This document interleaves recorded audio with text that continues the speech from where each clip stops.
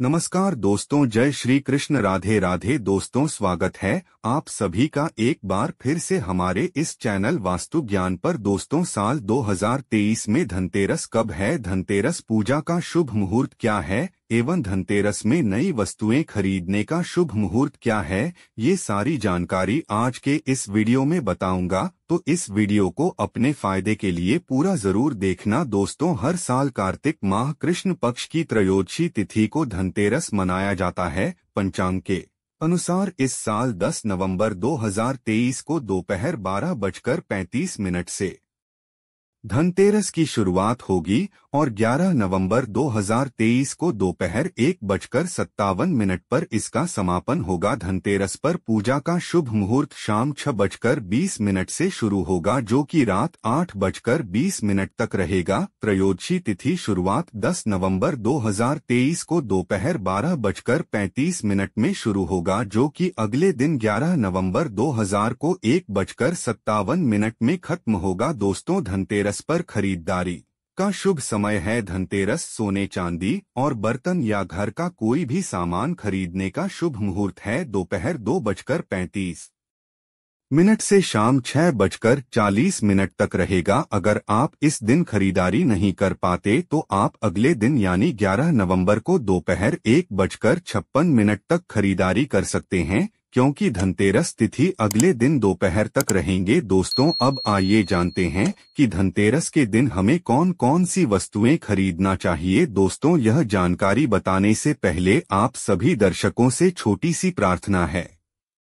अभी तक इस वीडियो को लाइक नहीं किए हैं तो लाइक कर चैनल को सब्सक्राइब जरूर करना। दोस्तों, 5 दिनों तक चलने वाले दीपावली के महापर्व में धनतेरस का त्योहार सबसे पहले दिन मनाया जाता है और हिंदू पौराणिक मान्यता के अनुसार धनतेरस की तिथि पर भगवान धन्वंतरी का जन्म हुआ था। भगवान धन्वंतरी को आयुर्वेद और अच्छी सेहत के देवता के रूप में पूजा जाता है। दिवाली पर धनतेरस के दिन भगवान धन्वंतरी की पूजा करने से जीवन में सुख, समृद्धि, ऐश्वर्य और अच्छी सेहत का आशीर्वाद हासिल होता है। साथ ही इस दिन खरीदारी करना भी बहुत शुभ समझा जाता है। धनतेरस के दिन हर तरह के शुभ कार्य शुरुआत किए जा सकते हैं। इस दिन विशेष रूप से सोना और चांदी के आभूषण, नए बर्तन आदि खरीदे जाते हैं। धनतेरस के दिन इस तरह के विशेष चीजें खरीदने पर मां लक्ष्मी जी का आशीर्वाद मिलता है। ऐसी मान्यता है कि धनतेरस के दिन हम जिस भी वस्तु की खरीदारी करके लाते हैं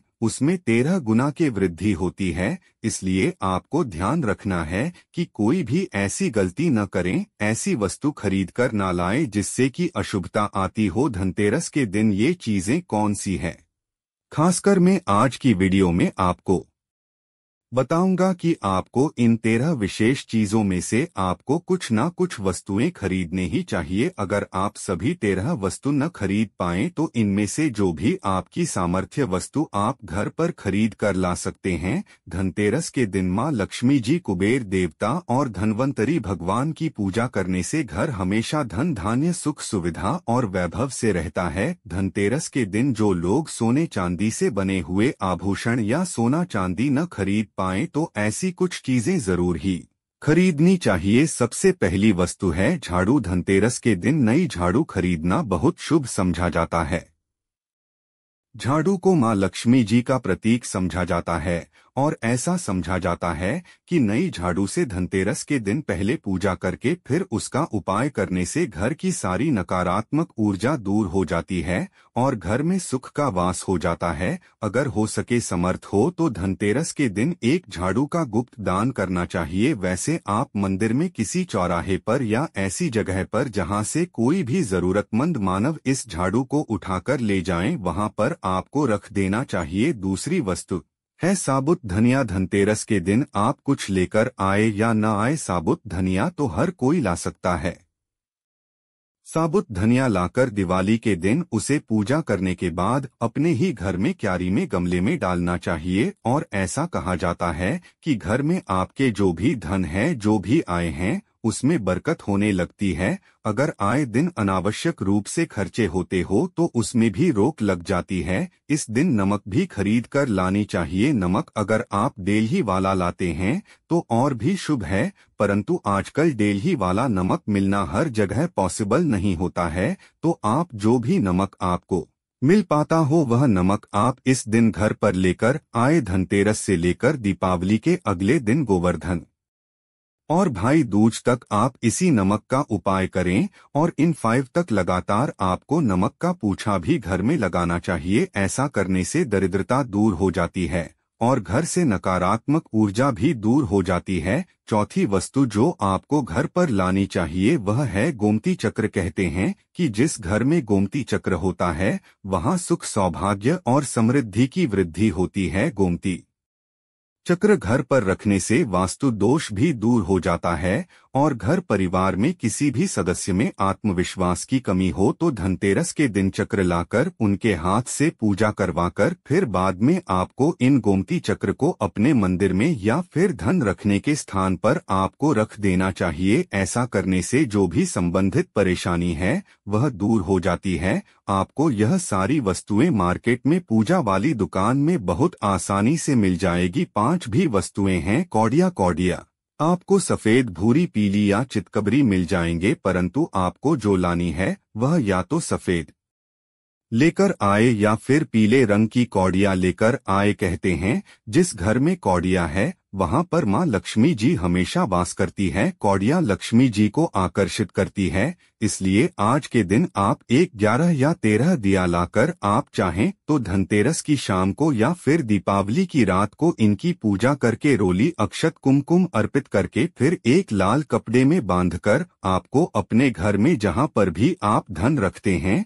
वहां रख देना चाहिए। हर साल आप इन्हीं पुराणिक और दियों की पूजा कर सकते हैं। हर साल आपको कौड़िया खरीदने की आवश्यकता नहीं है। अगर आप नहीं कौड़िया देना ही चाहते हैं तो पुरानी कौड़ियों को अब जल में प्रवाहित कर दें। छठी वस्तु है श्रीयंत्र। श्रीयंत्र खरीदते समय देख लीजिएगा कि उस पर सभी चिन्हट, सभी जो भी निशान होते हैं वह अच्छे से अंकित होना चाहिए। श्रीयंत्र जिस घर में होता है, नियमित रूप से श्रीयंत्र की पूजा घर में होती है, वहां पर भी कभी धन का अभाव नहीं रहता। इस यंत्र की उत्पत्ति को लेकर धार्मिक पुराण में उल्लेख मिलता है कि एक बार महालक्ष्मी जी प्रसन्न होकर पृथ्वी से बैकुंठ लोक चली गई। माता के हो जाने से धरती पर समस्याएं प्रकट होगा। ब्राह्मण और महाजन बिना लक्ष्मी जी के निधन हो गए। तब ब्राह्मणों में श्रेष्ठ वशिष्ठ मुनि ने निश्चय किया कि मैं लक्ष्मी जी को प्रसन्न कर पृथ्वी पर वापस ले आऊंगा। जब मुनि वशिष्ठ बैकुंठ में जाकर मां लक्ष्मी जी से मिले तो उन्हें पता चला कि मां लक्ष्मी जी तो अप्रसन्न है